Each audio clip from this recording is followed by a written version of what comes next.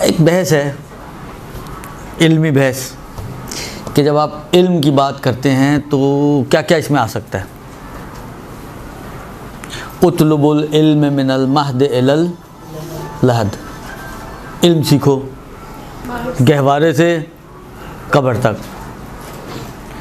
طلب العلم فریضۃ علی کل مسلم و مسلمہ، علم حاصل کرنا تمام مسلمانوں مرد اور عورتوں پر فرض ہے. یا اور ابھی آج جو بھی باتیں آئیں گی، بہت ساری روایات آپ کی خدمت میں عرض کروں گا. تو سوال یہاں پر یہ پیدا ہوتا ہے کہ جب علم کی بات کہتے ہیں تو مراد کیا ہے؟ یعنی کوئی اگر فزکس سیکھتا ہے تو فزکس بھی علم ہے یا نہیں ہے؟ درست. کوئی جو ہے اکنامکس سیکھتا ہے تو وہ بھی علم ہے یا نہیں ہے؟ کوئی جو ہے مثلاً سائنس سیکھتا ہے، کوئی ڈاکٹر بنتا ہے، کوئی انجینئر بنتا ہے. آئی ٹی کی لائن آج کل بہت زیادہ چل رہی ہے. اب یہ سارے بھی علوم ہیں. یعنی جب آپ نے کہا کہ اطلب العلم، تو یعنی پیغمبر گویا یہ بھی کہہ رہے ہیں کہ سائنس بھی سیکھو، کیمسٹری بھی سیکھو، فزکس بھی سیکھو، اکنامکس بھی سیکھو، اکاؤنٹس بھی سیکھو، اسٹیٹس بھی سیکھو. آیا یہ شامل ہوتے ہیں اس کے اندر یا شامل نہیں ہوتے ہیں؟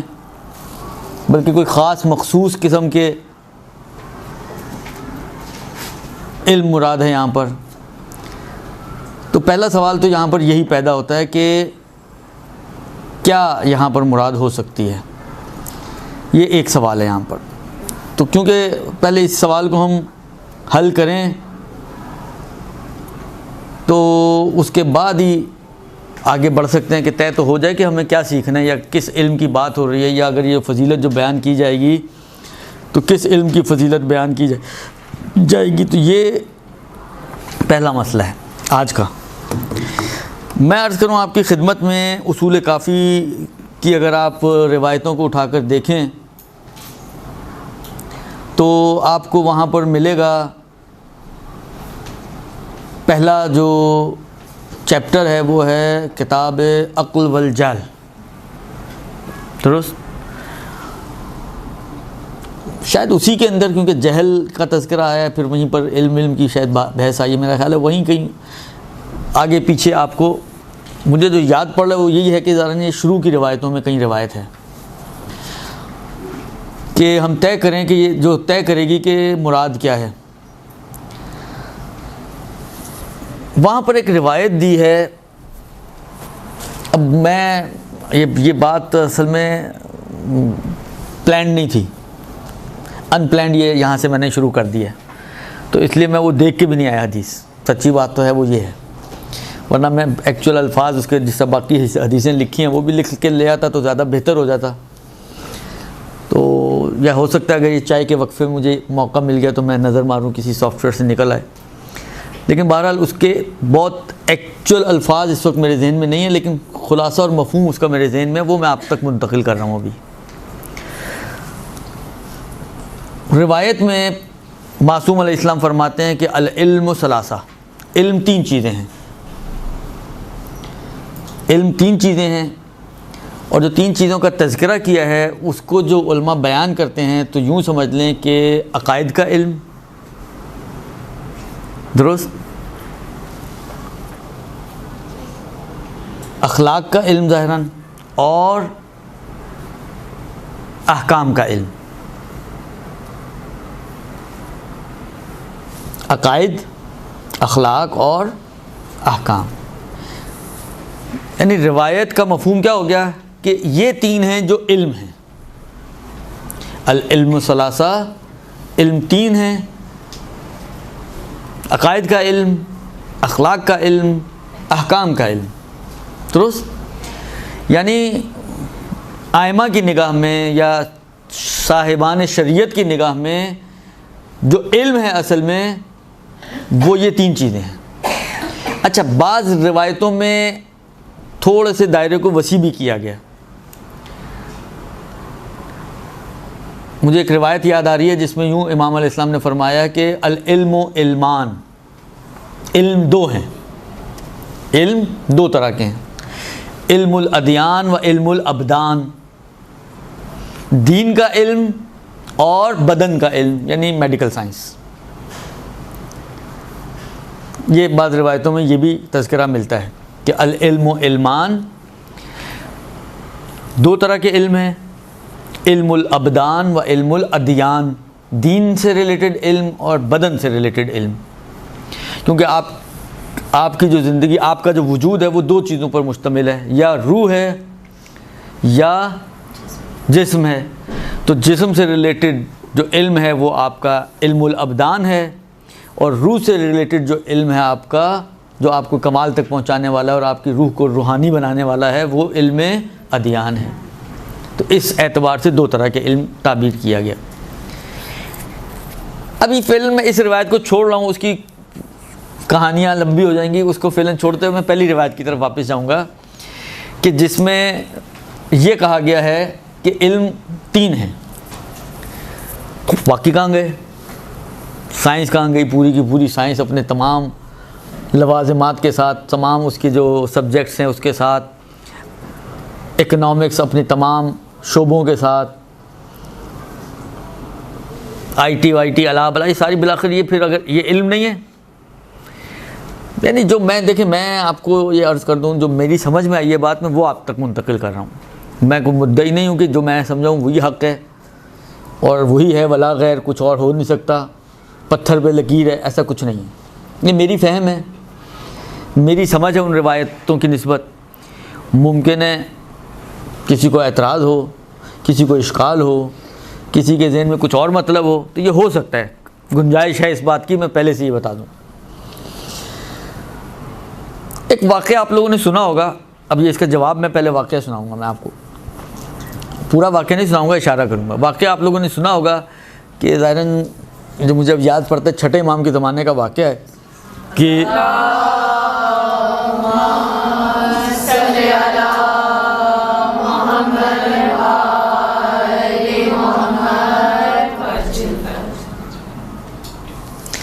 جس میں مدینے میں ایک شخص کی شہرت ہو گئی اور بڑا مشہور ہو گیا کہ جی علامہ صاحب کوئی آئے ہوئے ہیں، علامہ علامہ، ہر طرف علامہ علامہ چل رہا ہے.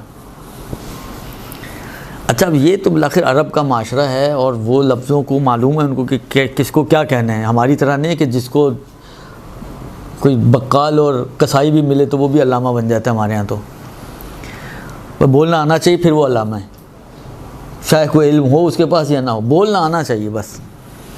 تو وہاں تو ایسی صورتحال نہیں ہے، بڑی شہرت ہوئی کہ جی علامہ. جب چھٹے امام کی کانوں تک آواز پہنچی تو بالآخر ایک دن امام اپنے کچھ ساتھیوں کے ساتھ گزر رہے تھے، دیکھا بڑا رش لگا ہوا ایک بندے کے اطراف میں. امام نے پوچھا یہاں کیا ہو رہا ہے؟ کسی نے کہا کہ یہ وہی علامہ صاحب ہیں جن کا تذکرہ بڑا آج کل مدینے میں چل رہا ہے. امام نے کہا چلو ذرا دیکھیں تو صحیح کیا ہے، کیا جانتا ہے یہ. جب بات چیت ہوئی پتہ چلا کہ جی علم انصاب کا ماہر اور علم فلکیات کا ماہر اور فلاں علم کا ماہر اور فلاں علم کا ماہر، پتہ نہیں 10,000 اس نے علوم گنا دیے جس کا وہ ماہر. تو امام نے کہا کہ وہ چیزیں کہ جس کا نہ جاننا تمہیں کوئی نقصان نہ پہنچائے وہ علم نہیں ہے. ظاہراً مجھے جو اب یاد پڑتی ہے اسی سیاق و سباق کے اندر ظاہراً اس قسم کی روایت ہے کہ علم اصل میں یہ ہے، جس کو تم علم کہہ رہے ہو وہ اصل میں علم نہیں ہے، وہ فضل سے تعبیر کیا روایت نے اس کو. یہ آپ کہتے ہیں عالم فاضل، فضل یعنی ان تین کے علاوہ باقی سمجھیں علوم، جس کو ہم اپنی زبان میں علوم بولتے ہیں اور علم مانتے ہیں، لیکن روایت کی نگاہ میں ان کو فضل سے تعبیر کیا گیا ہے. فہو فضل، یہ تین اصل میں علم ہیں، اس کے علاوہ ما سواہا فہو فضل، اس کے علاوہ جو چیزیں ہیں وہ فضل ہیں. یعنی وہ آپ کی فضیلت کا ذریعہ ہیں، آپ کی یعنی آپ کو اپ گریڈ کرتی ہیں، لیکن ان کو جاننے والا نہیں کہلائے گا کہ عالم ہے وہ. بس اس روایت کو اگر مد نظر رکھیں تو جو یہ اب جس علم کی بات کریں گے رسول یا اولاد رسول تو اسی علم کی کریں گے نا جس کو وہ علم مانتے ہیں. جو ان کی نظر میں علم ہی نہیں ہے، جس کو وہ علم سمجھتے ہی نہیں ہیں، فضل سمجھتے ہیں. جیسا مثلا آپ فرض کریں کسی کی دعوت کرتے ہیں تو کھانا پکاتے ہیں نہیں پکاتے ہیں؟ خوب کھانا بناتے ہیں آپ، لیکن کھانے کو سمجھیں سپورٹ کرنے کے لیے 4 چیزیں اور بھی رکھتے ہیں نا ساتھ، کوئی سلاد، کوئی چٹنی، کوئی رائتا، کوئی الا، کوئی بلا مثلا بالآخر، درست؟ خوب یوں، یعنی یہ کیا کرتی ہیں چیزیں؟ یہ چیزیں آپ کے سفرے کی شان بڑھاتی ہیں کہ جی بھرا ہوا لگتا ہے سفرہ آپ کو، اگرچہ یہ پیٹ بھرنے کا کام تو نہیں کرتی ہیں یہ چیزیں۔ اصل جو چیز ہے پیٹ بھرنے والی چیز، وہ کیا چیز ہے؟ وہ آپ کا کھانا ہے جو آپ نے بنایا ہے، پتہ نہیں سامنے والے کیسا کھا رہا ہے وہ اس کا مسئلہ ہے، لیکن بالآخر جو بنایا ہے آپ نے وہ اصل کھانا۔ یوں ہی سمجھ لیں کہ اصل علم یہ 3 چیزیں ہیں، باقی جو ہے وہ آپ کو سمجھیں ڈیکوریٹ کرنے والی چیزیں ہیں، آپ کی پرسنالٹی کو اور زیادہ گروم کرتی ہیں، یا آپ کے بالآخر معاشرے میں آپ کا جو ہے ایک وہ سٹیٹس بڑھاتی ہیں، وغیرہ وغیرہ وغیرہ۔ اصل علم جو ہے وہ یہ 3 چیزیں ہیں۔ تو اب اگر فرض کریں کوئی امام آپ کو آ کے کہتے ہیں کہ بھئی علم سیکھو، رسول کہتے ہیں اطلب العلم، طلب العلم فریضہ، تو ظاہری بات ہے وہ اس کو بول رہے ہوں گے کہ جس کو وہ علم سمجھتے ہیں، جو ان کی نظر میں علم ہی نہیں ہے، اس کے پیچھے تھوڑی آپ کو اطلب العلم کر کے بھگائیں گے۔ اطلب العلم، دیکھیں اب میں سمجھانے کے لیے ایک بات کر رہا ہوں، زبانی، وہ زبانی جمع خرچ ہوتا ہے نا بعض اوقات، یہ زبانی جمع خرچ کر کے بتا رہا ہوں آپ کو کہ یہ سمجھیں کہ یہ جو جملہ ہے نا اطلب العلم، یہ سیگا امر ہے، یوں سمجھیں کہ دھکا دے رہے ہیں آپ کو پیغمبر کے، جاؤ جا کے علم سیکھو، یا طلب العلم فریضۃ من کل مسلم، یا آپ کو وادار کیا جا رہا ہے، ابھارا جا رہا ہے کہ جاؤ جا کے علم سیکھو۔ تو جس طرف ابھار رہے ہیں، جس طرف آپ کو دھکا دے رہے ہیں، جس طرف آپ کو بھیجنا چاہ رہے ہیں، تو یقیناً یہ ایسی چیز ہونی چاہیے نا کہ جس کو یہ بھی جو دھکا دینے والا وہ مانے تو صحیح کہ یہ علم ہے۔ لہذا جس کو آپ اگر تعبیر بدل دیں تو یہ کہا جا سکتا ہے کہ چلیں کم سے کم یقینی امور کے جو علم کے اندر شامل ہیں وہ 3 چیزیں تو ہیں، قرآن و عقائد و اخلاق و احکام۔ اس کے علاوہ باقی ہیں یا نہیں ابھی تھوڑی دیر کے لیے اس کو ہم بھول جاتے ہیں، لیکن یہ تو ہیں ہی ہیں، یعنی اس باقیوں کے ہونے میں ڈاؤٹ ہے لیکن ان کے ہونے میں کوئی ڈاؤٹ نہیں ہے۔ اگر کوئی یہ کہے کہ یار نہیں ہم آپ کی بات ہماری سمجھ میں نہیں آئی، مثلا ہمیں نہیں لگتا کہ باقی چیزیں علم نہ ہوں، تو چلیں آپ کہتی ہیں ہے، میں کہتا ہوں نہیں ہے، مثلا ڈسپیوٹڈ چیز ہو گئی نا۔ باقی جتنے بھی ٹاپکس ہیں وہ سارے ہو گئے ڈسپیوٹڈ، لیکن یہ تو وہ ہے کہ جس کو صاحبان شریعت خود مان رہے ہیں کہ یہ تو علم ہے ہی ہے، تو اس میں تو اب ہم ڈسپیوٹ نہیں کر سکتے نا۔ مگر کیا قرآن اور روایات کے مقابل میں ہم اپنا اجتہاد کریں گے؟ اجتہاد در مقابل نص تو نہیں ہو سکتا۔ لہذا یہ تو ہیں ہی ہیں، بس یہ جو وادار کیا جا رہا ہے علم سیکھو، علم سیکھنا واجب ہے،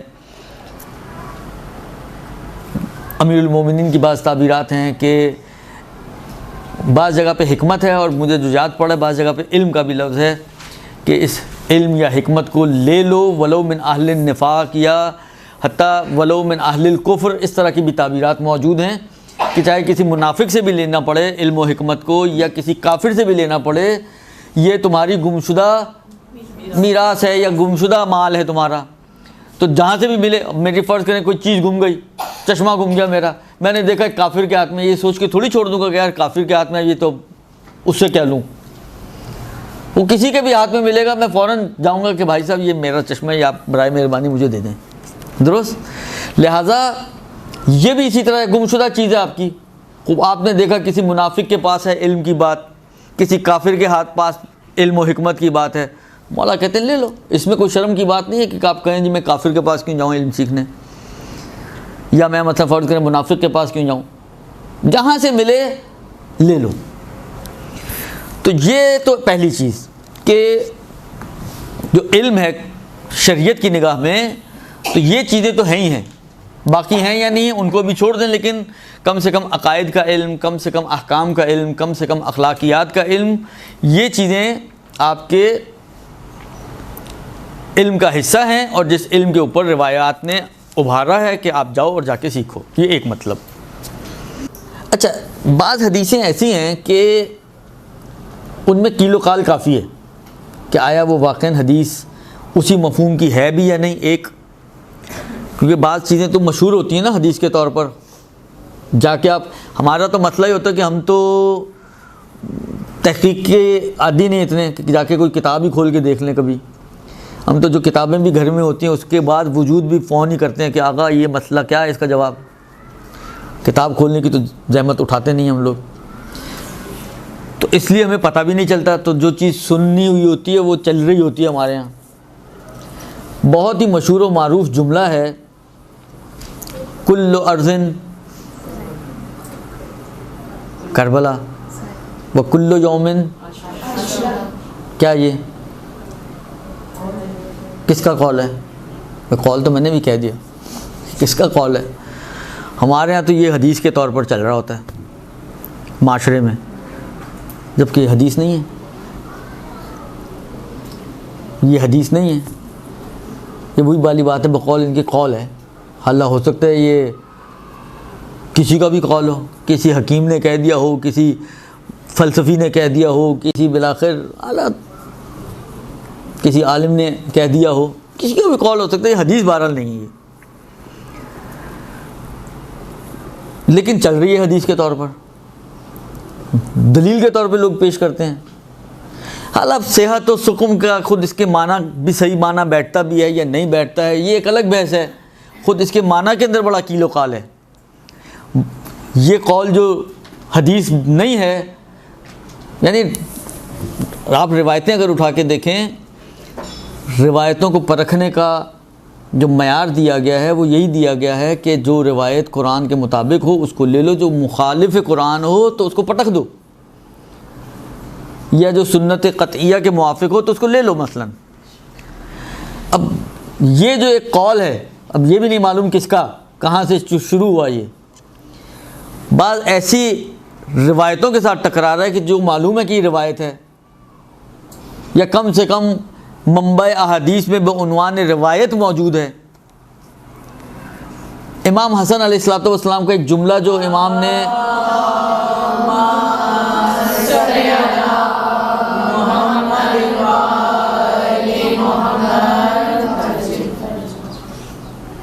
کہ جو امام حسین کے بارے میں کہا تھا، کیا کہا تھا؟ لا یوم کا یوم کا یا ابا عبداللہ، اے ابا عبداللہ، یعنی امام حسین کی کنیہ ہے دیگر، اے ابا عبداللہ تیرے دن جیسا کوئی دن نہیں ہے. تیرے دن، ان کا دن کون سا دن تھا؟ عاشور کا دن ان کا دن تھا. امام حسن تو کہہ رہے ہیں کہ عاشور کے دن جیسا کوئی دن دوسرا نہیں ہو سکتا، اور یہ قول کہہ رہا ہے کل یوم عاشورا. تو آپ اس قول کو مانیں گی یا اس حدیث کو مانیں گی؟ کتنا بڑا تفاوت ہے. یعنی ہر دن عاشورہ کا دن کیسے ہو سکتا ہے؟ کل یوم عاشورا ایک طرف رکھیں آپ، اور یہ جو امام حسن علیہ السلام کا جملہ ہے لا یوم کا یا ابا عبداللہ دوسری طرف رکھیں آپ. اب پرکھیں دونوں کو، کتنا بڑا ڈفرینس ہے. وہ کیا کہہ رہے ہیں اور یہ کیا کہہ رہے ہیں. اچھا بعض اوقات ہوتا یہ ہے کہ انسان جوش جذبات میں ممکن ہے نیک نیتی سے کوئی بات کہتا ہے مگر سوچتا نہیں ہے کہ عواقب کیا ہوتے ہیں. دیکھیں ایک فطرت ہے نا انسان کی، آپ اپنے مزاج کو تو نہیں اپنے سے جدا کر سکتے. مزاج انسانی ہے کہ جب بھی کوئی چیز کثرت میں آتی ہے تو وہ انسان کی اہمیت اس کے دل سے کم ہو جاتی ہے. اب آپ ہر دن کو عاشورہ بنا دیں تو عاشورہ بھی آپ کا آٹومیٹکلی آپ کے دل سے اتر جائے گا کہ یار ہم تو ہر دن ہی اسی پہ ہی چل رہے ہیں. اب ممکن ہے جس نے سوچا ہو یا بولا ہو کچھ نیک نیتی ہو اس کے دل میں بالآخر کچھ، لیکن عواقب کیا ہوتے ہیں نہ ہم لوگ سوچتے ہیں، سننے والے نہ بولنے والے نے سوچا. بالآخر انہوں نے بھی جوش و جذبات میں اب جس نے بھی بولا ہوگا بول دیا، ہم نے بھی لے لیا اور ایسا لیا کہ اب تک چل رہا ہے، لیکن سوچتے ہی نہیں ہم لوگ. غم حسین بھی ہر دوسرے دن دو مجلسیں ہونا شروع ہو جائیں تو آپ بیدار ہو جائیں گے. آپ لوگ بھی آپ کہہ رہی ہیں نا نہیں، ابھی کہہ رہی ہیں نہیں. ہم لوگ، آپ مجھے ایک بات بتائیں نا، روز کی ہم دوسری مجلس میں جانا پڑے تو ہم لوگ کوفت کا شکار ہو جاتے ہیں. یار کوئی دوسرا کام نہیں ہے ہمارے پاس کیا؟ تو آپ کو 24 گھنٹے میں 24 مجلسیں کرنی پڑے، کریں گی آپ؟ پڑھے اس میں تو وہ تو 2 دفعہ دن میں، مطلب تو اس کانسیپٹ کے حساب سے آئی تھنک دیکھیں مسئلہ میں نے کہا نا کہ دیکھیں وہ پھر بھی اس کے باوجود بھی صحیح ہے، امام حسین کو آپ یاد کریں، وہ تو اتنی ڈھیر ساری ہمارے پاس روایتیں موجود ہیں، اس کے لیے کوئی ایسی قول بنانے کی ضرورت نہیں ہے کہ جو خود سری روایت کے ساتھ سازگار نہ ہو۔ امام حسین کو یاد کرنا وہ ایک بات ہے، لیکن ہر دن کو آپ عاشور کی نگاہ سے دیکھیں یہ اور بات ہے، دونوں میں بہت فرق ہے۔ میں وہی کہہ رہا ہوں نا، آپ مجھے ایک بات بتائیں نا، مثلا فرض کریں سارے دنوں کی اہمیت آپ ایک ہی جیسی بنا دیں تو کس دن کی اہمیت بڑھے گی آپ کے لیے؟ سب ایک ہی جیسے ہو جائیں گے، کامن ہو جائے گا نا سب۔ آپ کہیں جی ہفتہ بھی ویسا، اتوار بھی ویسا، پیر بھی ویسا، منگل بدھ جمعرات اور جمعہ سب ایک برابر، تو جمعہ سید الایام کیسے بنے گا پھر؟ لیکن سر وہ تو ڈیفینیٹلی وہ چیز تو نہیں ہے، وہ تبھی ہوگی جس دن محرم ہوگا، لیکن یہ لنک اس چیز سے میں بھی ہوگی بھائی۔ میں تو یہی کہہ رہا ہوں ہوگا تو اسی سیاق و سباق میں بولا ہوگا نا، لیکن بالآخر جو بولا گیا ہے وہ آیا، اگر ہم اس کو تولیں تو کیا اس کو آپ کہاں ڈالیں گے، وہ پھر آپ بعد میں سوچیے گا کہ کہاں ڈالنا ہے۔ خوب، تو یہ عرض کروں آپ کی خدمت میں، اس لیے بعض روایتوں کے اندر کیل و قال موجود ہے، میں ابھی عرض کرتا ہوں، بعض پھر ان کی توجیہ بھی کی ہے، وہ توجیہ اچھی توجیہ ہے، ہم اس کو ممکن ہے کہ کہیں کہ یہ بات زیادہ بہتر نظر آ رہی ہے۔ پہلی روایت میں آپ کی خدمت میں عرض کروں، روایت یہ ہے جو جامع الاخبار کی روایت ہے، بہار میں بھی موجود ہے، انا اکرم العباد عند اللہ بعد الانبیاء العلماء، انبیاء کے بعد سب سے مکرم بندے خدا کی نگاہ میں وہ علماء ہیں۔ خدا کی نگاہ میں انبیاء کے بعد اگر کسی کا مرتبہ آتا ہے تو وہ علماء ہیں۔ یہ ایک روایت، یہ روایت آپ لوگوں نے شاید کئی مرتبہ سنی ہوگی جو میں بولنے جا رہا ہوں کہ علماء امتی افضل من انبیاء من نبی بنی اسرائیل یا من انبیاء بنی اسرائیل، میری امت کے نبی میری امت کے علماء بنی اسرائیل کے نبیوں سے افضل ہیں، یا بعد میں یہ ہے کا انبیاء بنی اسرائیل، انبیاء بنی اسرائیل کی طرح ہیں۔ اس کے اوپر اعتراضات کیے گئے ہیں، اور شاید فی الجملہ اچھے بھی ہیں اعتراضات میرے حساب سے، اس لیے کہ بالآخر دیکھیں علماء امتی، اگر ہم عام علماء مراد لیتے ہیں اس سے، تو علماء تو بالآخر غیر معصوم ہیں نا، اور انبیاء ہمارے عقیدے کے حساب سے بہرحال معصوم ہیں، تو غیر معصوم سے کیسے مقدم ہو سکتا ہے؟ ہو سکتا ہے مگر کہ ایک غیر معصوم سے بڑھ جائے، افضل کا مطلب یہ کہ ان سے بھی اوپر ہیں، تو معقول بات نہیں ہے کہ ایک غیر معصوم سے آگے چلا جائے۔ اس لیے بعض علماء نے کہا کہ اگر یہ حدیث مان لیں تو اس کی توجیہ یہ ہے کہ علماء سے مراد عام علماء نہیں ہے، بلکہ علماء سے مراد ائمہ علیہم السلام ہے، تو معنی بھی ٹھیک ہو جائے گا ہمارے اپنے عقیدے کے حساب سے بھی، کہ ہمارا اپنا نظریہ کیا ہے کہ ائمہ انبیاء سے افضل ہیں، تو پھر یہ معنی بھی ٹھیک ہو جائے گا۔ ہم یہ کہیں کہ علماء و امتی بریکٹ میں لکھ دیں ہم ائمہ علیہم السلام افضل من انبیاء بنی اسرائیل، تو معنی بھی ٹھیک ہو گیا اور مطلب بھی حل ہو گیا، پھر اس روایت کو چھوڑنے کی بھی ہمیں ضرورت نہیں پڑے گی۔ یا آپ یہی کہیں کہ افضل نہیں کہیں تو کہیں انہی کی طرح ہیں، تو یہ بھی میں نے کہا نا کہ یہ دو روایتیں تھوڑی سملر ملتی جلتی روایتیں ہیں، تو یہ ان کے اوپر اعتراض کیا گیا، اور یہ بہرحال ایک اچھی توجیہ ہے۔ تو یہ بالآخر اس کا نتیجہ پھر یہ نکلے گا کہ یہ ہمارے جو ٹاپک ہے اس سے باہر چلی جائے گی روایت۔ کیوں؟ اس لیے کہ ہم تو عام علماء کی بھی بات کر رہے ہیں نا، ہم اپنے آپ کے جیسے طالبان علم کی بات کر رہے ہیں، ان علماء کی بات نہیں کر رہے کہ جو علم لدنی لے کر آتے ہیں، تو یہ پھر روایتیں ہمارے اس سیکوینس سے خارج ہو جائیں گی۔ روایت کا جملہ یہ ہے کہ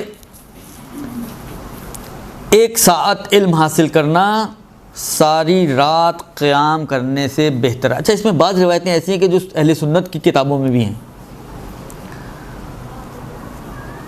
1 گھنٹہ تحصیل علم پوری رات کے قیام۔ اچھا، جب پوری رات کے قیام کی بات آتی تو مراد یہ نہیں ہوتی کہ آپ سائیڈ میں مثلا جب پنشمنٹ دے کے نہیں بچے کو سائیڈ میں کھڑا کر دیتے کونے میں منہ کر کے بیٹا کھڑے ہو جاؤ، تو آپ بھی کھڑی رہیں, بس کچھ کریں نہیں.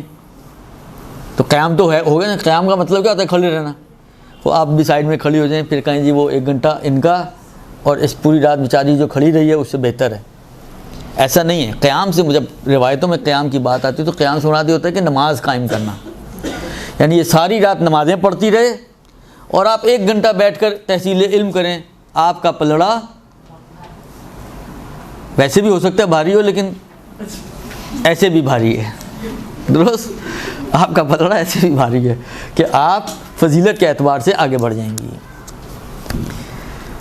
علم عبادت سے افضل ہے, یہ بھی کم و بیش اسی طرح کا مفہوم ہے, کیونکہ وہ جو نماز پڑھ رہی ہے بیچاری تو وہ بھی تو عبادت تو کر ہی رہی ہے نا. تو یہ بھی اسی کا مفہوم تقریباً بن جائے گا. نماز ہو یا کوئی بھی عبادت ہو, آپ نے کہا جی نماز نہیں, میں قرآن پڑھ رہی ہوں. اچھا پھر قیام, میں نے کہا نا قیام تو نارملی وہی نماز کو کہا جاتا ہے, لیکن اس روایت کے حساب سے جو دوسری عبادت سے افضل ہے, اس کا مطلب یہ کہ آپ چاہے نماز پڑھ رہے ہوں, چاہے آپ قرآن پڑھ رہے ہوں, چاہے آپ بالآخر کوئی اور نیکی کا کام کر رہی ہوں, کوئی دعائے کمیل لے کے بیٹھی ہوں, کوئی ابو حمزہ شمالی پڑھ رہی ہوں, بالآخر وہ ساری ایک طرف, اور ایک تحصیل علم اس کا اجر و ثواب ایک طرف. وہ مشہور و معروف روایتیں جو آپ نے پہلے بھی پڑھی ہیں, سنی ہیں, کہ جب کوئی شخص علم حاصل کرنے کے لیے اپنے گھر سے نکلتا ہے تو ملائکہ اپنے پر بچھاتے ہیں. وہ آپ یعنی واقعاً آپ سوچے, انسان کبھی سوچے, یہ تو طے شدہ امر ہے نا کہ ملائکہ بالآخر, ہم اگر اپنے آپ سے ہی ٹیلی کریں, ابھی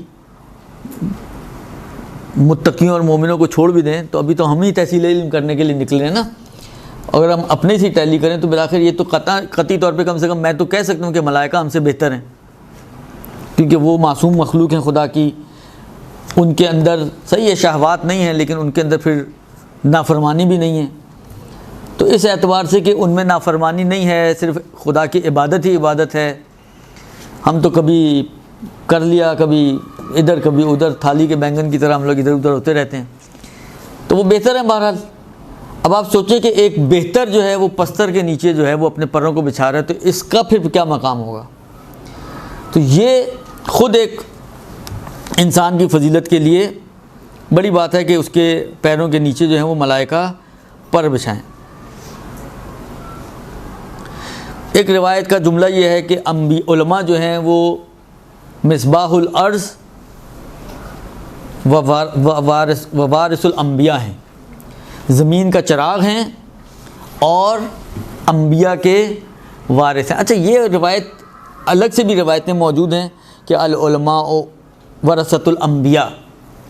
اس میں بھی بعض نے یہ توجیہ کی ہے کہ یہاں پر العلماء سے مراد ائمہ علیہم السلام ہیں, کیونکہ ہم اور آپ رسول کا علم ہمارے اندر نہیں ہے. اگر رسول کا علم کسی کے پاس ہے تو وہ ائمہ علیہم السلام ہیں. تو جس کو ملا ہے رسول سے وہ ائمہ ہیں, تو ہم کیسے وارث ہوں گے ان کے؟ تو وارث تو اصل میں وہ بن رہے ہیں ان کے. تو لہذا بعض نے کہا کہ جی یہاں پہ العلماء سے مراد تمام علماء نہیں ہیں, بلکہ ائمہ معصومین علیہم السلام ہیں.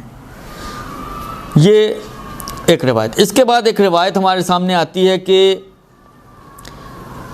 یہ ترمذی میں بھی ہے اور ظاہراً ہمارے اس کے اندر بھی ہے یہ روایت کہ ایک فقیہ شیطان پر 1000 عابدوں سے بھاری ہے. اچھا اب یہاں پہ بھی لفظ وہی والی بات ہے, فقیہ آیا ہے. فقیہ سے مراد یہ فقہ والا فقیہ نہیں ہے, مرج تقلید.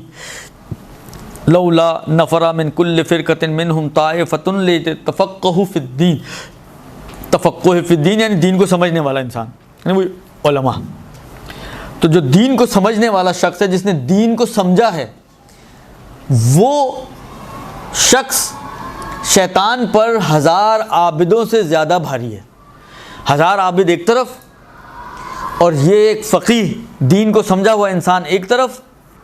اس کا پلڑا ان 1000 عابدوں سے بھاری ہے شیطان کے اعتبار سے, کہ یعنی شیطان کے لیے وہ آسان ہے 1000 کو بہکانا بنسبت اس کے کہ اس ایک کو بہکانے سے. اب فقیہ کی بات آئی ہے, میں ایک اور چھوٹی سی روایت آپ کی خدمت میں شیئر کروں. واقعہ ہے, ایک شخص رسول خدا صلی اللہ علیہ وآلہ وسلم کی خدمت میں آیا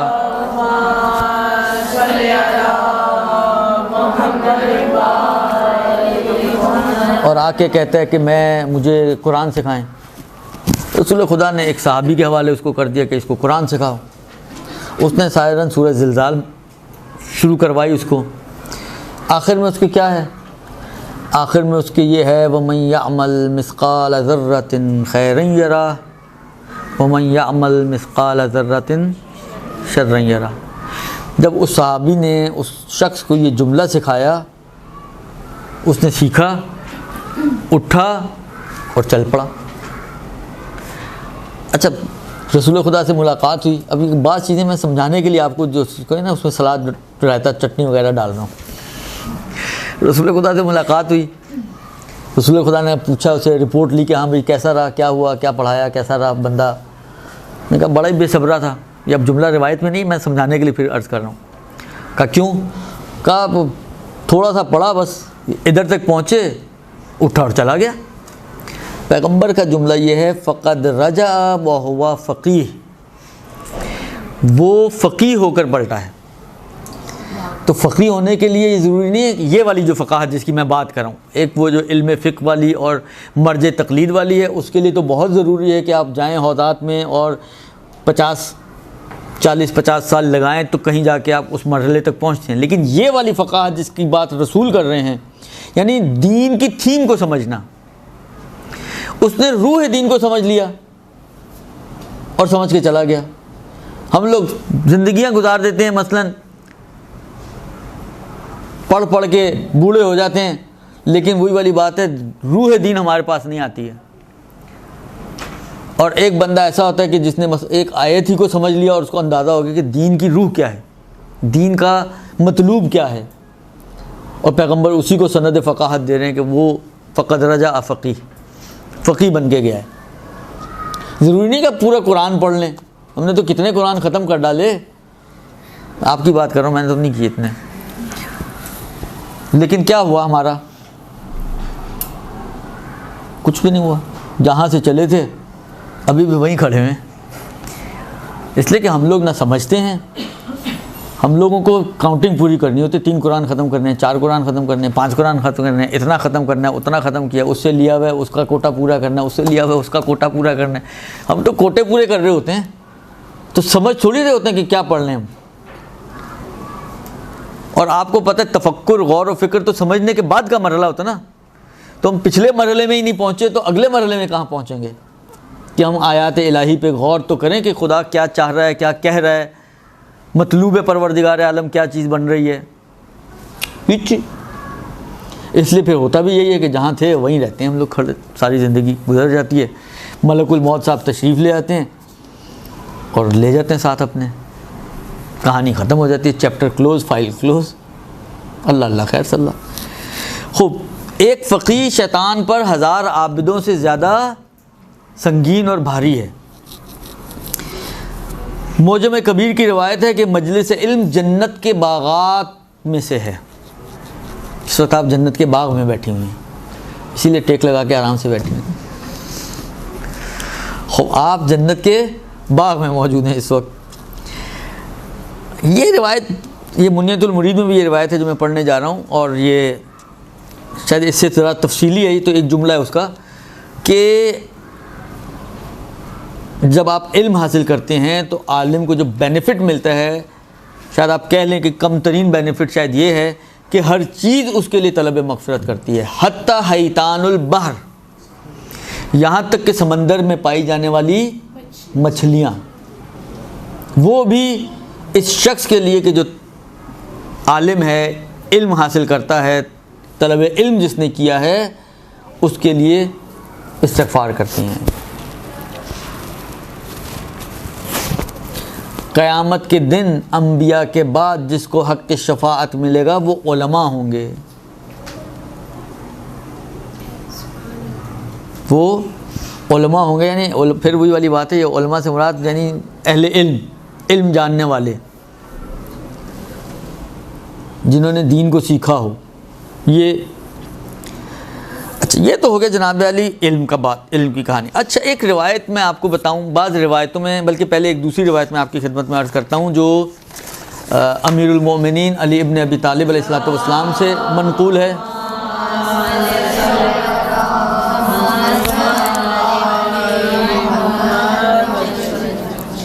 اور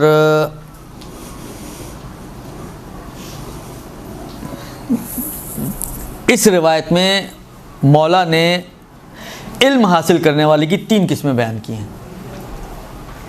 علم حاصل کرنے والے 3 طرح کے لوگ ہیں. اچھا روایت لمبی ہے، میں اس کو شارٹ کر رہا ہوں، میں صرف قسمیں بیان کر رہا ہوں، ان کے عواقب، ان کے اثرات وغیرہ وہ بھی آئے ہیں، لیکن وہ بھی پھر بہت لمبی بات ہو جائے گی، تو میں ابھی اس میں نہیں جانا چاہ رہا. میں صرف ابھی ان کی قسمیں آپ کو بیان کر رہا ہوں کہ جو قسمیں امام علیہ السلام نے بیان کی ہیں، اور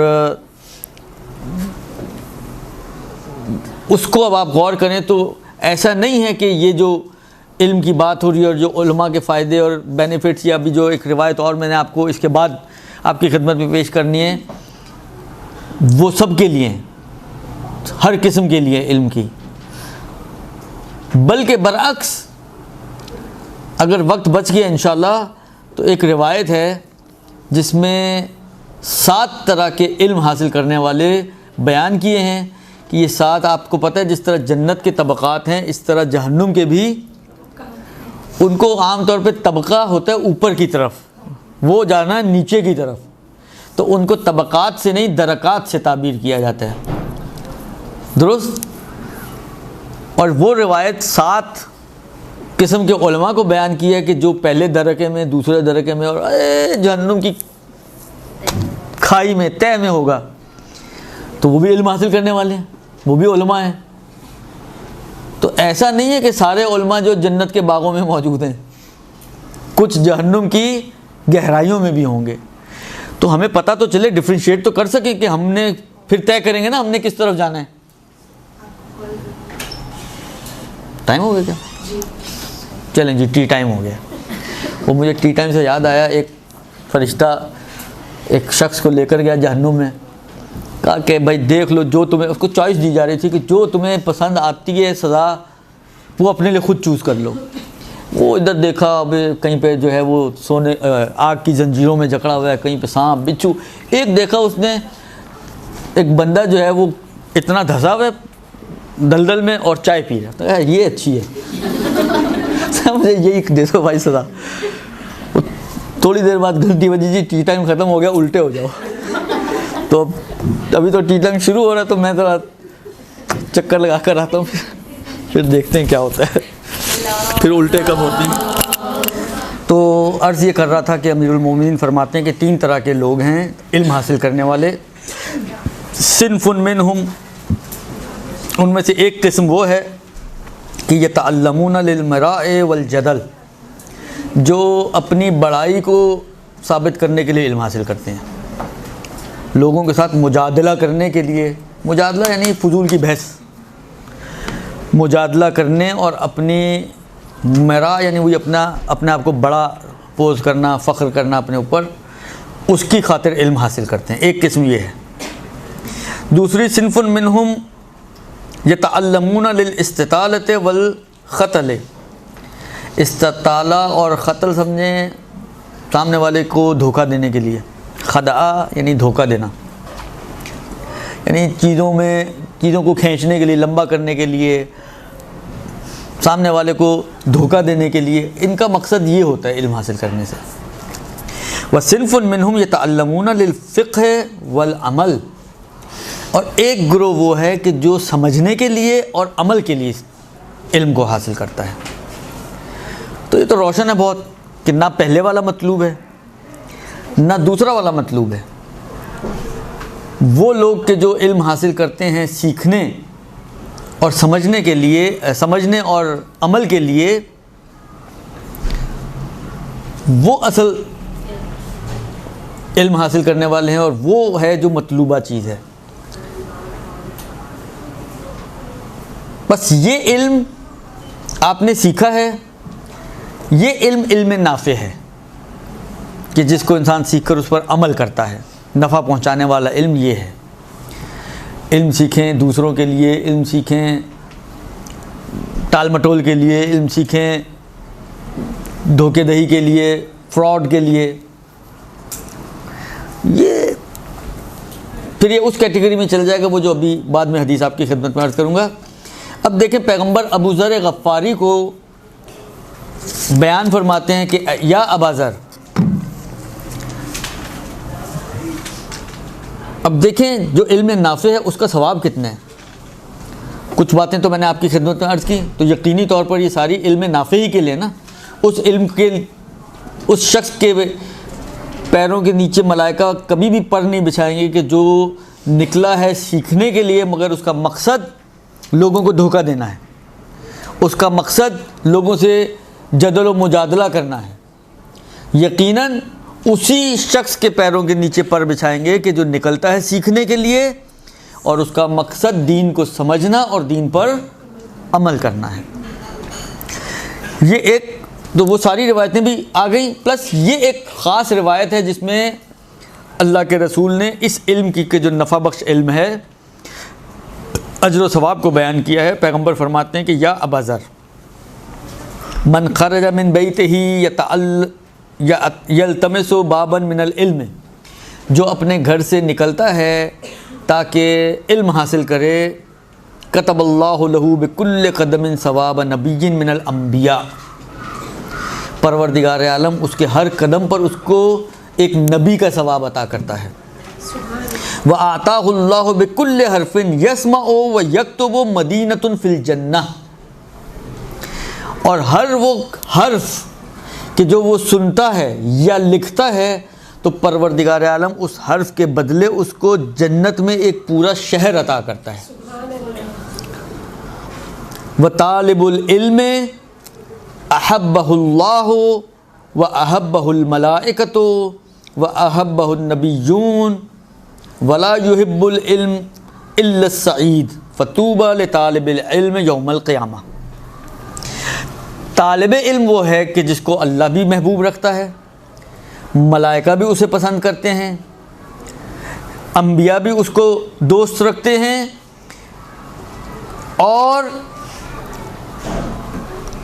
طلب علم جو کرتا ہے وہ وہی طلب علم کر سکتا ہے کہ جو سعادت مند ہو، جو سعید ہو۔ یعنی جو بدبخت انسان ہے وہ کبھی طلب علم کے پیچھے نہیں جاتا ہے، یعنی علم نافع۔ وہ ممکن ہے بدبخت انسان وہ دوسرے کوئی علم کہ جو مجادلے والا علم ہے، جو خدعے والا علم ہے، ٹال مٹول والا علم ہے، دوسری جو کیٹیگریز ہیں ان میں تو جا سکتا ہے، لیکن وہ علم جو علم نافع ہے وہ کبھی بھی ایک شقی اور بدبخت انسان اس کے پیچھے نہیں جائے گا، وہ ہمیشہ سعید۔ فطوبی لطالب علم یوم القیامہ، بس قیامت کے دن اس طلب علم کرنے والے کے لیے بشارت ہو۔ پھر پیغمبر فرماتے ہیں ومن خرج من بیتہ یلتمس بابا من العلم، جو اپنے گھر سے نکلتا ہے تاکہ علم سیکھے، کتب اللہ لہ بکل قدم ثواب شہید من شہداء بدر، پروردگار عالم ہر قدم پر اس کو شہداء بدر کا ثواب عطا کرتا ہے۔ وطالب العلم، یعنی شہداء بدر میں سے ایک شہید کا ثواب اس کو عطا کرتا ہے۔ وطالب العلم حبیب اللہ، علم حاصل کرنے والا خدا کا محبوب۔ ومن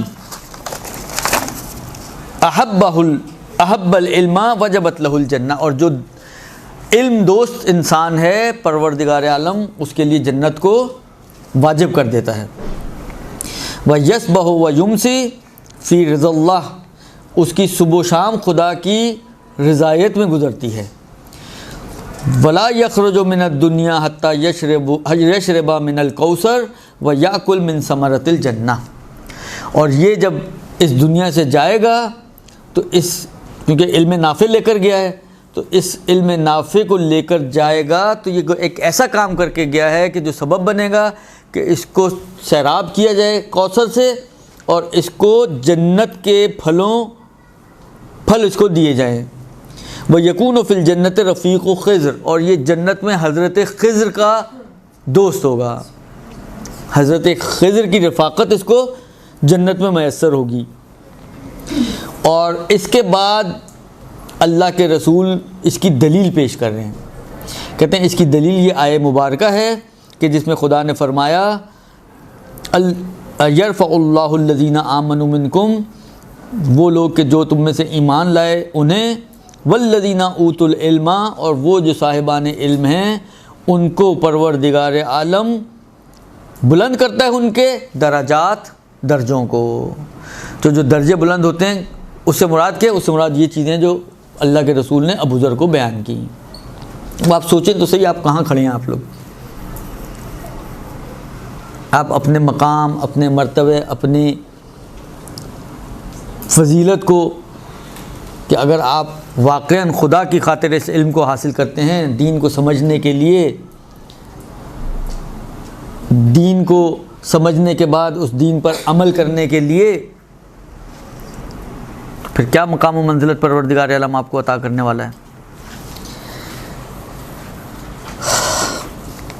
اس کے علاوہ میں آپ کی خدمت میں عرض کروں، جو لوگ دین کو دوسری اغراض سے حاصل کرتے ہیں، کیونکہ دیکھیں انسان ہے نا، تو انسان کے اندر مختلف اغراض ہو سکتی ہیں۔ یہ روایت ظاہراً جو اب میں آپ کی خدمت میں عرض کرنے جا رہا ہوں، یہ ہے علی الظاہر چھٹے امام علیہ السلام کی روایت۔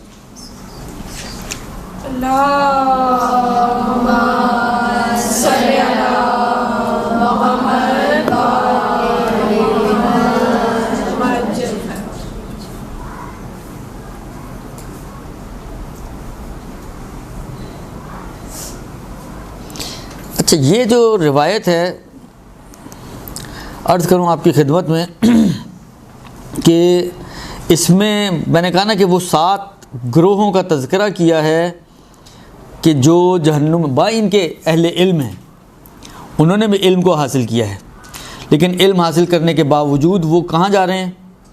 ابھی تو ہم نے آپ کو جنت اور جنت کے باغات اور جنت کے پھل اور حضرت خضر کی رفاقت اور یہ ساری کہانیاں سنائی ہیں نا۔ منتہا یہ صرف ایک کیٹیگری کے لیے کہ جن کا ہدف علم سیکھنے سے دین کو سیکھنا اور سمجھنا اور دین پر عمل کرنا ہوتا ہے۔ اما اس کے علاوہ جو دوسرے اہداف سے علم کو حاصل کرتے ہیں، ایسے بھی لوگ موجود ہیں۔ اب ان کی کیا حالت ہوگی وہ میں اب آپ کی خدمت میں عرض کرتا ہوں اس روایت میں، کہ جو چھٹے امام کی ظاہراً روایت ہے۔ ایک درود بھیجیں آپ محمد علیہ محمد۔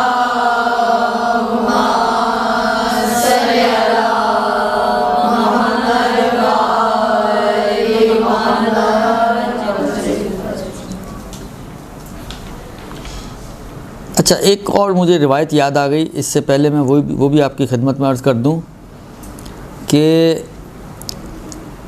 چھٹے امام کی روایت ہے۔ مولا فرماتے ہیں کہ میں اس بات کو پسند کرتا ہوں کہ ہمارے جو جوان ہیں وہ یا تو عالم ہوں یا طالب علم ہوں، ان 2 کیٹیگریز میں سے کوئی ایک ہونا چاہیے ہمارا جوان، یا عالم ہو یا متعلم ہو۔ اور اس سے ملتی جلتی ایک روایت اگر آپ لوگوں نے پہلے بھی دیکھی ہوگی کہ اس میں جو ہے امیر المومنین کا کلام ہے، جس میں مولا یہ فرماتے ہیں کہ لوگ 3 طرح کے ہیں، یا عالم یا متعلم یا ہمجن وعاء، یعنی کوڑا کرکٹ۔ تو یعنی متعدد احادیث کے اندر اس بات کی طرف اشارہ کیا گیا کہ جو اہل بیت کا ماننے والا ہے اور اہل بیت کا چاہنے والا ہے، ائمہ کو مانتا ہے، اس کو کیسا ہونا چاہیے؟ اس کو یا عالم ہونا چاہیے یا اس کو متعلم ہونا چاہیے، اس کیٹیگری سے باہر اس کو نہیں ہونا چاہیے۔ روایت ہی غائب ہو گئی ہے۔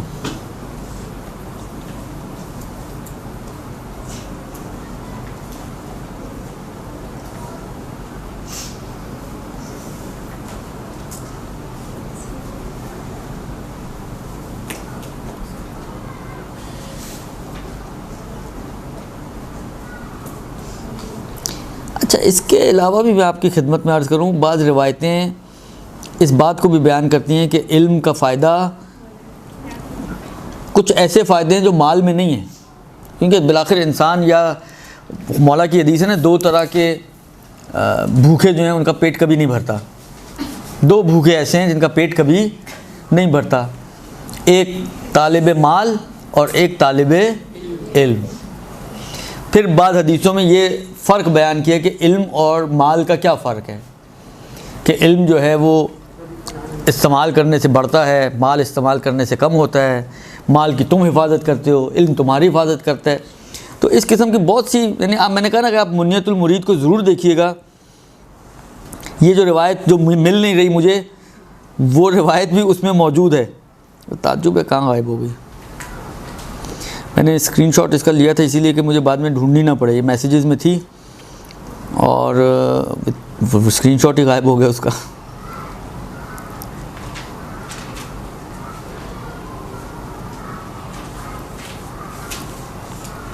ایک تو مسئلہ یہ ہوتا ہے نا کہ جلدی جلدی میں چیز ویسی سامنے کی چیز بھی نہیں ملتی ہے.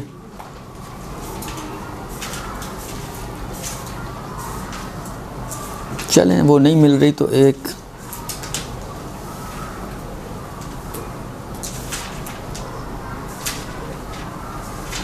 یہ بڑی اچھی روایت ہے، چلیں یہ آپ کے ساتھ میں شیئر کرتا ہوں. وہ تو نہیں مل رہی، وہ آپ منیت المرید میں اب دیکھ لیجئے گا.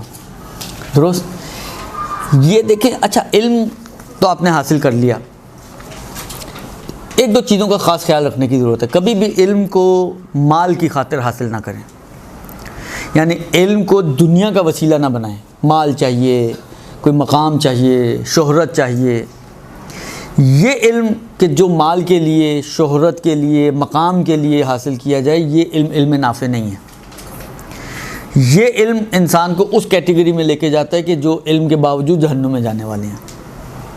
کہ جو مال کی خاطر، جو شہرت کی خاطر، جو عزت کی خاطر، ان چیزوں کو، یعنی مقصد ہی یہ ہو آپ کیوں سیکھ رہے ہیں، اس لیے سیکھ رہے ہیں، یعنی مقصد ہی اور ہدف ہی آپ کا سیکھنے سے یہ ہو. لیکن اگر آپ کا ہدف علم سیکھنے سے یہ ہے، پہلا تو مرحلہ آ گیا نا، خود سمجھیں اور عمل کریں.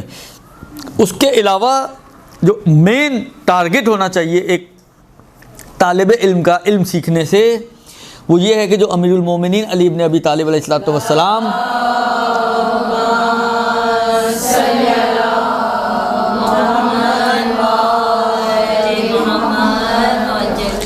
جو مولا فرماتے ہیں کہ من کان من شیعتنا عالما بشریعتنا، ہمارے شیعوں میں سے جو بھی ہماری شریعت کو جانتا ہو، جو بھی جانتا ہو، مرد ہو یا زن، یہ ہے اصل چیز. فَأَخْرَجَ ضُعَفَاءَ شِيَّتِنَا مِنْ ظُلْمَةِ جَهْلِهِمْ إِلَى نُورِ الْعِلْمِ، اور پھر وہ ہمارے ضعیف و کمزور شیعوں کو جہالت کی تاریکی سے علم کے نور کی طرف نکالے.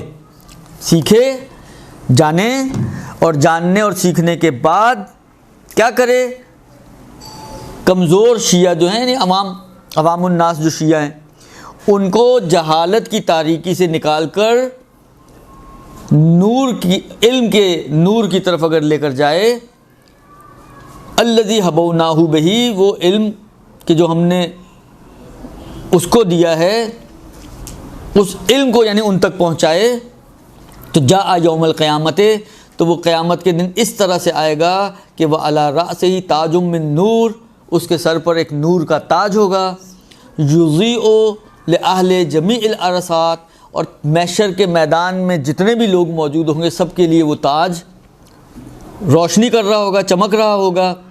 وعلیہ حلۃ لا یقوم لعقل سلک منہ الدنیا بحذافیرہا، اور ایک قیمتی لباس اس کے جسم پر ہوگا. ثم ینادی منادن، پھر ایک ندا دینے والا آواز دے گا، یا عباد اللہ، اے اللہ کے بندو، ھذا عالم من تلامذۃ بعض العلماء آل محمد، یہ آل محمد کے بعض علماء کا شاگرد ہے.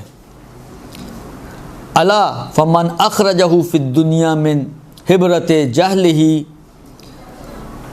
آگاہ ہو جاؤ، فمن اخرجہ، کہ جس کو اس نے اس دنیا میں نکالا ہے، من حیرت جہلہ، جہالت کی حیرت و پریشانی سے، فلیتشبث بنورہ، تو وہ اس کے نور سے متمسک ہو، لیخرجہ من حیرت ظلمت ھذہ الارصات الی نزہ الجنان، تاکہ وہ اس محشر، میدان محشر کی سختی سے، یعنی اس کے نور سے متمسک ہونے کا نتیجہ یہ نکلے گا کہ وہ اس میدان محشر کی جو سختیاں ہیں، یہ اس کو وہاں سے نکال کر جنت کی طرف لے جائے گا. فَيَخْرُجُ كُلُّ مَنْ كَانَ عِلْمُهُ فِي الدُّنْيَا خَيْرًا أَوْ فَتَحَ عَنْ قَلْبِهِ مِنَ الْجَهْلِ قُفْلًا أَوْ أَوْضَحَ لَهُ عَنْ شُبْهَةٍ، بس ہر وہ شخص کہ من کان علمہ فی الدنیا خیرًا، کہ جس کا علم دنیا میں خیر بن گیا یعنی مفید ہو گیا، اور فتح عن قلبہ من الجہل، اور قفلاً اور جہالت کے قفل جس نے کھولے ہوں گے، یا کسی کے لیے کوئی شبہ جو ہے وہ حل کیا ہوگا اور اس کو شبہ سے نکالا ہوگا، وہ فائدہ اٹھا سکتا ہے اس کے نور سے۔ تو اب آپ سوچیں تو صحیح کہ یہ میدان میں یعنی اس قسم کی روایتیں اہل بیت کے لیے تو آپ نے سنی ہے کہ اہل بیت کا مقام و مرتبہ میدان محشر میں کیا ہوگا، لیکن آپ سوچیں تو صحیح کہ یہ علماء عالم جو آل محمد کے مکتب سے پڑھنے والے، ان کی شریعت کو سیکھنے والے عوام آل محمد جو ہیں، جو اہل بیت کے ماننے والی عوام ہیں، ان کو اگر شریعت کی طرف لے کر جاتے ہیں اور جہالت سے، تاریکیوں سے ان کو نور، علم کا نور دے کر روشنی کی طرف لے کر آتے ہیں، ان کا کیا مقام و مرتبہ ہے۔ رحم اللہ امرأن، 8ویں امام کی روایت کہ خدا رحم کرے اس شخص پر کہ احیا امرنا، جو ہمارے امر کو زندہ کرتا ہے، اور ہمارے امر کو زندہ کرنا یہی ہے کہ ہمارے احکام کو لوگوں تک پہنچاتا ہے۔ 8ویں امام کہہ رہے ہیں کہ خدا رحم کرے، اس کے لیے دعا کر رہے ہیں کہ خدا ایسے شخص پر رحم کرے کہ جو ہمارے امور کو زندہ کرتا ہے۔ تو مقام و مرتبے کے اعتبار سے آپ دیکھیں تو واقعاً ایک عجیب مقام و مرتبہ ہے اس انسان کا کہ جو لوگوں تک علم پہنچاتا ہے۔ آپ میں سے ممکن ہے بہت سی خواہران جو ہیں پڑھیں، اس کے بعد ذاکری کریں، ممبروں پہ جائیں، تو یہ اب اگلی جو روایت ہے یہ 5ویں امام کی روایت ہے۔ اب آپ دیکھیں تو صحیح کہ آپ کو ممبر پہ بیٹھ کر کیسا ہونا چاہیے۔ ممبر پر جب آپ بیٹھے ہیں اور آپ کے سامنے ہے عوام، تو 5ویں امام کیا کہتے ہیں؟ 5ویں امام فرماتے ہیں کہ قال امیر المومنین، 5ویں امام امیر المومنین سے نقل کر رہے ہیں، کہتے ہیں کہ امیر المومنین فرماتے ہیں الا اخبرکم بالفقیہ حقا، جو صحیح فقیہ ہے، حقیقتاً جو فقیہ ہے، کیا میں اس کے بارے میں تمہیں خبر دوں؟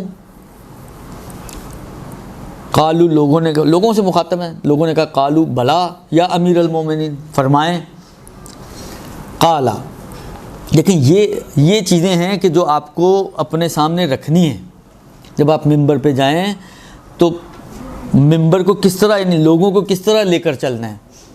مولا فرماتے ہیں قالو بلا یا امیر المومنین، قالا من لم یقنط الناس من رحمت اللہ ولم یؤمنہم من عذاب اللہ ولم یرخص لہم فی معاصی اللہ ولم یترک القرآن رغبتا عنہ الی غیرہ۔ مولا فرماتے ہیں کہ دیکھو جب تم لوگوں کے ساتھ مخاطب ہو تو تمہیں کس چیز کا خیال رکھنا ہے؟ اس بات کا خیال رکھنا ہے کہ لم یقنط الناس من رحمت اللہ، لوگوں کو خدا کی رحمت سے مایوس نہ کرو۔ اتنا عذاب، اتنا ڈراؤ، سانپ بچھو، اس کے علاوہ کچھ بچے ہی نہیں۔ صحیح ہے، رسول خدا بھی مبشروں و نذیرہ، بشارت دینے والے بھی ہیں اور ڈرانے والے، نذیر یعنی ڈرانے والے، تو رسول بھی ڈرانے والے ہیں، لیکن ڈرا بھی رہے ہیں تو بشارت بھی دے رہے ہیں۔ بعض ہمارے اہل ممبر وہ اتنا ڈراتے ہیں لوگوں کو، اتنا ڈراتے ہیں کہ لوگ ان کی مجلس میں آتے ہوئے ہی ڈرتے ہیں۔ امیر المومنین کہہ رہے ہیں کہ اتنا نہ لوگوں کو ڈراؤ کہ لوگ خدا کی رحمت سے ہی مایوس ہو جائیں اور وہ یہ سمجھ لیں گے کہ یار ہم تو اتنے گناہ گار ہیں، ہم تو بس گئے۔ اب لوگ خدا کی رحمت سے مایوس ہو جائیں، یہ کام نہ کرو۔ ایک ولم یؤمنہم من عذاب اللہ، اچھا نہ ادھر ایکسٹریم جانا ہے اور نہ اس طرف ایکسٹریم جانا ہے کہ آپ نے اتنے باغ دکھائے، اتنے جنت دکھائی، اتنی حوریں دکھائیں، درست کہ یہ سمجھنے لگ گیا کہ اب میں تو بس بخشی ہوئی روح ہوں، مجھ پہ تو عذاب ہو ہی نہیں سکتا۔ نہ اس کو اتنا ڈراؤ کہ وہ مایوس ہو جائے رحمت خدا سے، نہ اتنی بشارتیں دو کہ وہ اپنے آپ کو عذاب الہی سے امن میں سمجھنا شروع کر دے. درست؟ لا ذاکا ولا ھذا، نہ وہ اور نہ یہ، ایکسٹریم اینڈ پہ نہیں جانا ہے. پھر کیا کریں بھیا؟ وہ بھی آتا ہے ابھی. وَلَمْ يُرَخِّصْ لَهُمْ فِي مَعَاصِ اللَّهِ، اور ان کو خدا کی معصیت کرنے میں چھوٹ نہ دو. کوئی آ کے پوچھتا اللہ معاف کرنے والا، یہ چھوٹ دینا نا، سامنے والے کو ڈھیل دینے کے برابر ہے. یہ کام بھی نہ کرو کہ سامنے والے کے دل سے معاصی خدا کی ہیبت ہی ختم ہو جائے، خوف ہی ختم ہو جائے، اور وہ یہ سمجھے کہ جس طرح بعض اہل منبر یہ کام کرتے ہیں، ذاکرین بالخصوص، کہ ایسا صورتحال بنا دیتے ہیں کہ لوگوں کے اندر جرت پیدا ہو جاتی ہے گناہ کرنے کی. یہ کام بھی نہ کرو. نہ اس کو مایوس کرو خدا کی رحمت سے، نہ اس کو خدا کے عذاب سے امن میں ڈال دو کہ اسے ہو ہی نہیں سکتا، اور نہ ہی ایسی سچویشن بناؤ کہ وہ اپنے آپ کو، یعنی اس کو معاصی خدا سے اپنے آپ کو چھٹی میں سمجھے کہ میرے لیے ہے ہی نہیں یہ.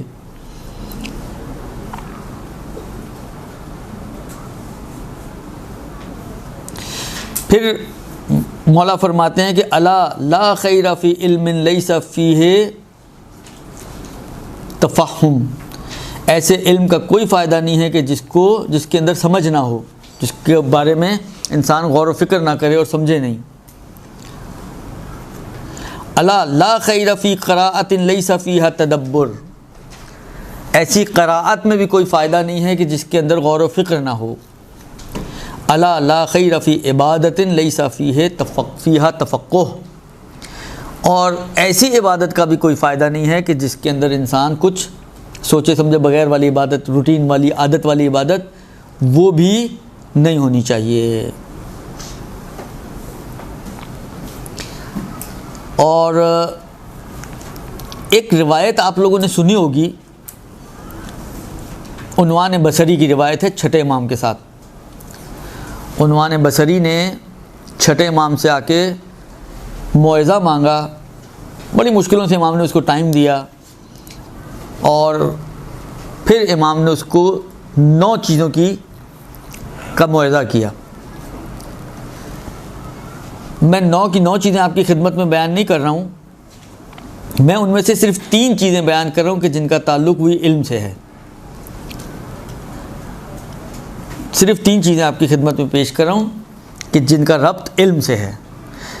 امام نے کہا کہ وہ 3 چیزیں کہ جو علم سے مربوط ہیں وہ یہ ہیں، ان کا خیال رکھو. یعنی 9 چیزوں کا خیال رکھنے کی سفارش کی. ان 9 چیزوں میں سے وہ 3 چیزیں کہ جو علم سے ریلیٹڈ تھیں وہ میں آپ کی خدمت میں عرض کر رہا ہوں. کہا کہ علم کے بارے میں جو دستور العمل امام علیہ السلام نے اس عنوان بصری کو دیا وہ یہ ہے کہ جو کچھ نہیں جانتے ہو اس کے بارے میں علماء سے سوال کرو.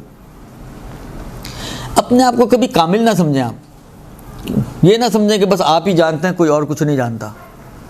یہ انسان کو بہت بری مارتا ہے. کہتے ہیں نا منہ کے بل انسان ٹھوکر کھا کے گرتا ہے بعض اوقات. لہذا یہ عادت ڈالیں اپنے اندر، چاہے آپ ممبر پہ بیٹھی ہوئی ہوں، کہ کہہ سکیں کہ بھئی مجھے نہیں معلوم، میں دیکھ کے بتاؤں گی، میں پوچھ کے بتاؤں گی. اس میں کوئی آر نہیں ہے. ہم کوئی امیر المومنین نہیں ہیں کہ دعویٰ کریں سلونی قبل ان تفقدونی. ہم عام سے بندے ہیں.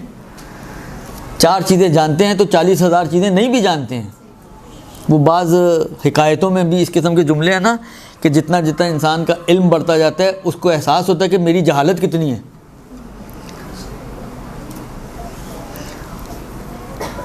اب مجھے بہت پورا واقعہ ذہن میں نہیں ہے، لیکن تھوڑا سا مجھے ہلکا سا ایک واقعہ یاد آ رہا ہے کہ کوئی عالم تھا، وہ ممبر پہ جا کے بیٹھا تو کسی نے اعتراض کیا کہ تم مثلا اتنا اوپر جا کے بیٹھے ہو. کہا میں اپنے علم کے اعتبار سے بیٹھا ہوں، اگر میں جہالت کے اعتبار سے بیٹھا تو میں تو آسمان پر پہنچ جاتا.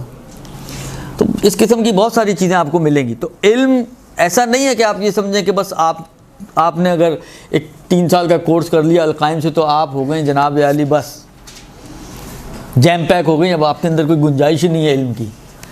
نہیں، وہ جو 40 سال حوضوں میں لگاتے ہیں نا ان کے علم میں بھی اضافے ہوتے ہیں، وہ بھی سیکھتے ہیں. تو ہم اور آپ تو کسی کھیت کی مولیاں ہی نہیں ہیں نا. لہٰذا امام صادق علیہ السلام اس عنوان بصری کو سکھا رہے ہیں کہ دیکھو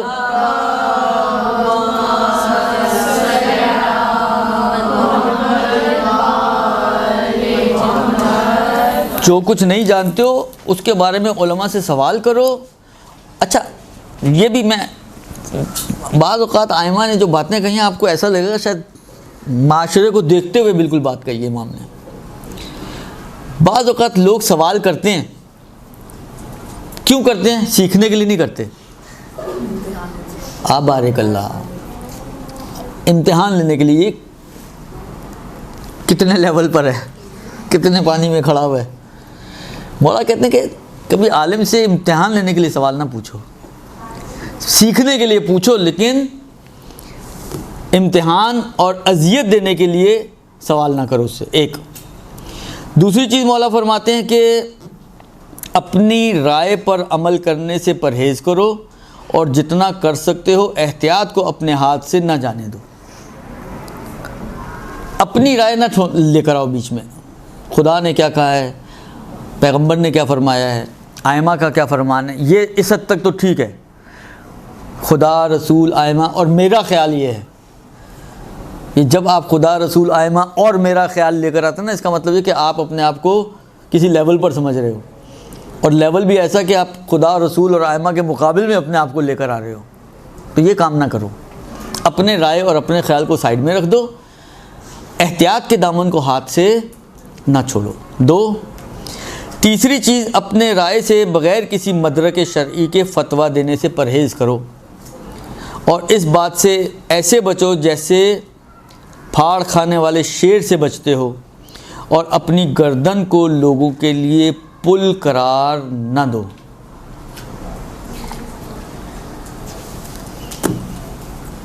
یعنی آپ اپنی رائے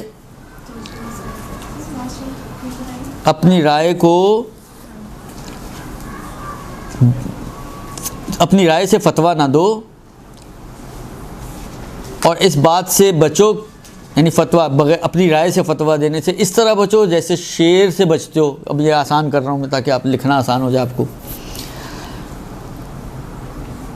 اور اپنی گردن کو لوگوں کے لیے پل نہ بناؤ. یہ دیکھو عوام تو عوام ہے نا, اس کو نہیں پتہ وہ تو آپ پر بھروسہ کرتی ہے, لہٰذا وہ آپ پر بھروسہ کرتے ہوئے آپ کی بات کو تو خدا, رسول اور آئمہ کا فرمان ہی سمجھ کے مانتی ہے. لیکن آپ خدا, رسول, آئمہ کے بجائے اپنی رائے دے رہے ہو, تو وہ تو مثلا خدا, رسول اور آئمہ کا فرمان سمجھ کے اس پہ عمل کرے گا. وبال کس کی گردن پہ جائے گا؟ وہ تو ممکن ہے جنت میں چلا جائے, مگر جہاں پہ پیر رکھے گا وہ کہاں رکھے گا؟ وہ آپ کی گردن پہ رکھے گا. آپ نے اپنی گردن کو اس کے لیے پل بنا دیا کہ وہ تو پیر رکھ کے گزر جائے گا مگر آپ لٹک جاؤ گے.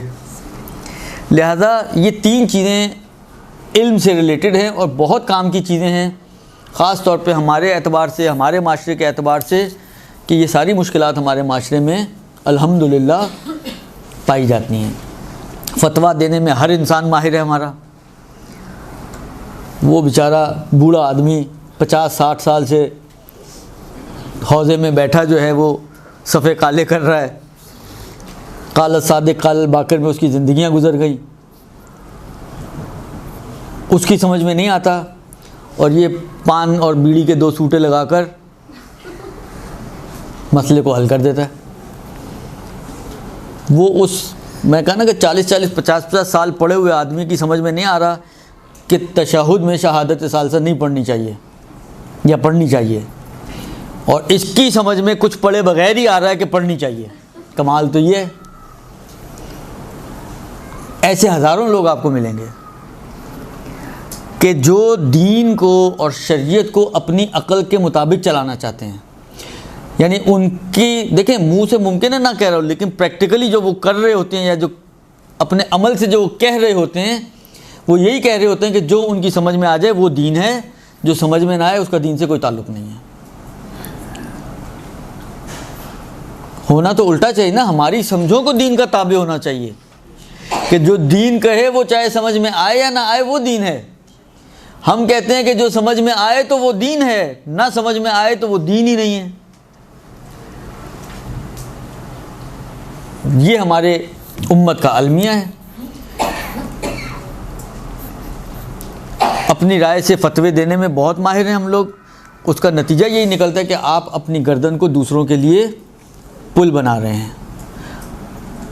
یہ فرماتے ہیں کہ یہ کام نہ کریں اپنی جی یہ روایت کس کتاب میں ہے؟ اس روایت کو اللہ آپ کو نیکی دے، اس میں تو کوئی ریفرنس نہیں ہے، میرا خیال ہے یہ روایت آپ کو بہار وغیرہ میں بھی مل جائے گی، اور اردو کی کتابوں میں آسان کام آپ کو بتاؤں، بہت آسان، وہ یہ ہے کہ گوگل پہ لکھیں عنوان بصری، وہ روایت آپ کو مل جائے گی، اس میں ریفرنس بھی آپ کو مل جائے گا۔ اس وقت اس میں جہاں سے میں نے یہ لیا ہے اس میں ریفرنس دیا ہوا نہیں تھا، تو اس لیے میں تو یہ ایسے ہی اٹھا لایا ہوں، باقی آپ کو تھوڑی سی زحمت کریں تو گوگل سے مل جائے گا، یا مجھے یاد رہ گیا اگر تو انشاءاللہ العزیز اگلے ہفتے میں آپ کو اس کا ریفرنس دے سکتا ہوں، اگر مجھے یاد رہ گیا تو، وہ اپنی یاد کے اوپر ڈیپینڈ کرتا ہے۔ خوب جی، یہ کچھ روایتیں ہیں جو آپ کی خدمت میں نے عرض کیں، ان کے اندر 2-3 چیزیں آ گئی ہیں، اگر ان کا خلاصہ ہم کریں، علم حاصل کرنے کے اثرات اور فوائد، درست، کس نیت سے علم حاصل کرنا چاہیے،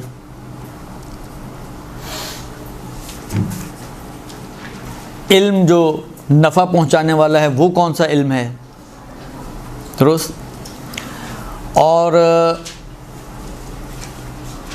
وہ جو علم نافع نہیں ہے، یا جو نیتیں ہماری نہیں ہونی چاہیے، وہ جو 3 قسمیں آئی تھیں، 2 چیزیں اس میں بھی آئی تھیں کہ اس نیت سے نہیں ہونا چاہیے، اور ایک روایت جو میں ڈھونڈتا رہ گیا وہ ملی نہیں مجھے، وہ مل جاتی کاش، تو اچھی روایت تھی بہرحال، تو وہ جو ہے اس میں پوری تفصیل سے یہ دیا گیا تھا 7 افراد کے، جو 1 منٹ مجھے دیر تو شاید نکل ہی آئے، پھر سے دیکھتا ہوں میں، کہا جاتا ہے کہ وہ علم کے 9 درجوں پر فائز تھے، علم کے نہیں، تو وہ علم اور فضل دونوں ہیں اس میں، علم کے 9 درجوں پہ کہاں فائز تھے، وہ ایمان کے سلمان 10ویں درجے پر تھے، ایمان کے نہ علم کے۔ میں نے جہاں کہیں دیکھا تھا، شاید جو مجھے یاد تھا اس میں علم کا لکھا تھا کہ 10 درجے ہیں، وہ 9 پر۔ ایمان، یہ تو علم کا تو میں پہلی دفعہ آپ سے سن رہا ہوں، یہ درجات جو بنائے گئے تھے وہ اس اعتبار سے ہیں، ایمان کے اعتبار سے۔ دیکھیں بالآخر اس کو بھی اگر آپ خدا کی خاطر کریں گی تو وہ بھی آپ کو فائدہ پہنچائے گا، آپ اس کو اپنی آخرت کے لیے اگر بنانا چاہیں کہ آپ کو وہ علم، مثلا آپ فرض کریں ڈاکٹر بن رہی ہیں تو میڈیکل سائنس آپ کو کہیں آخرت میں بھی کچھ فائدہ پہنچائے، تو اس کا طریقہ یہ ہے کہ اس کو آپ خدا کی خاطر کریں۔ جو بھی چیز آپ خدا کی خاطر کریں گے، یہ یاد رکھیں وہ ہمیشہ آپ کو فائدہ پہنچائے گی، دنیا اور آخرت دونوں پھر ملتی ہیں اس میں۔ جب آپ خدا کے لیے کوئی کام کرتے ہیں تو دنیا اور آخرت دونوں چیزیں ملتی ہیں، لیکن جب انسان جو ہے صرف دنیا کے لیے کام کرتا ہے تو دنیا تو مل جاتی ہے لیکن آخرت اس کو پھر نہیں ملتی ہے۔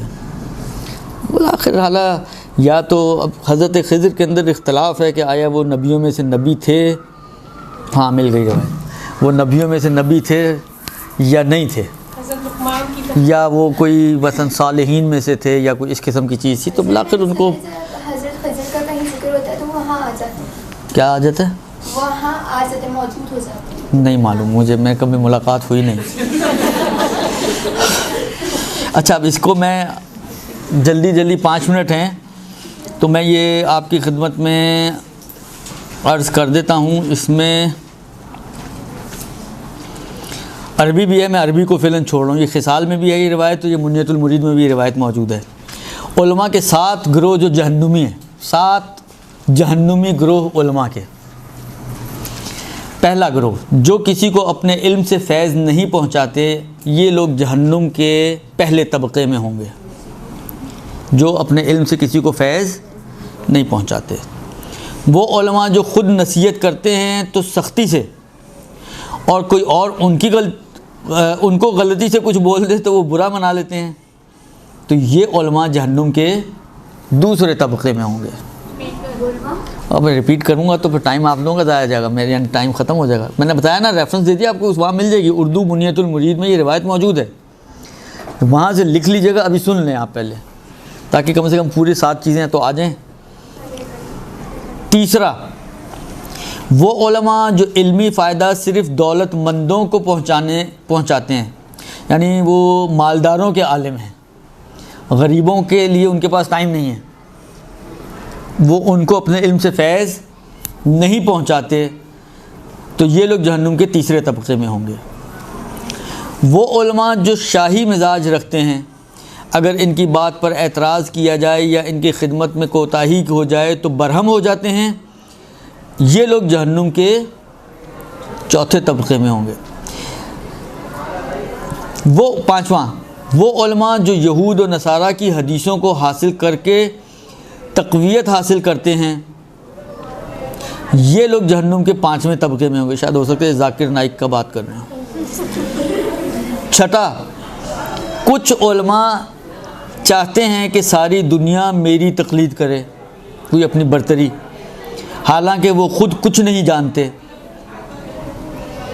کھوکھلے علماء، یہ لوگ جہنم کے 6 طبقے میں ہوں گے. بعض علماء اپنے علم کو وسیلہ نمائش مردانگی و خردمندی قرار دیتے ہیں، یعنی اپنی ذہانت کو شو کرنے کے لیے، یہ جہنم کے 7ویں طبقے میں ہوں گے. وہ علماء کہ جو اپنے علم کو مردانگی کی نمائش کا وسیلہ بنائیں اور اپنی عقل مندی کے اظہار کا ذریعہ بنائیں، تو یہ جہنم کے 7ویں طبقے میں ہوں گے. اگر آپ غور کریں تو ان سب کے مقاصد غیر خدائی ہیں. کامن چیز ان میں یہ ہے کہ سب نے غیر خدا کے لیے علم حاصل کیا ہے. کسی نے جاہ و حشم کے لیے، کسی نے اپنی ذہانت کو دکھانے کے لیے، کسی نے جو ہے امیروں کے اوپر رعب جمانے کے لیے، کسی نے جو ہے وہ کیا کیا کیا. یہ سارے وہ لوگ ہیں کہ جن کے ہدف اور ٹاسک جو ہے علم حاصل کرنے سے غیر خدا ہے.